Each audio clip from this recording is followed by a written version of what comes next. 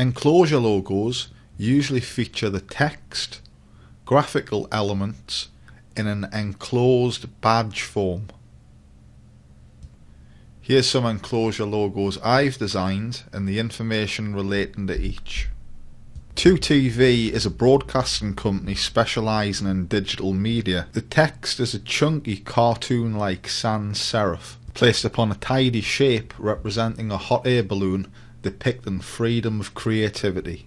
Anchor Marine is a boat repair business. The logo features elements you may see at a dock or upon a boat, arranged in a tidy badge-like format. Text is a bold, extended slab serif. Cherry Picker is a market research company who specialise in extracting information from specified demographics. The playful script type placed upon the cherry shape gives the logo an off-the-wall quality whilst encompassing all elements within a tidy badge style.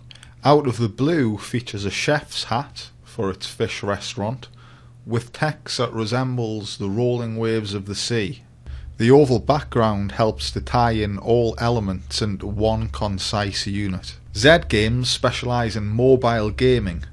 The logo features a cartoon bubble-shaped font placed upon a circular background. This tidy form opens up application potential from intro screens to in-app corner placement.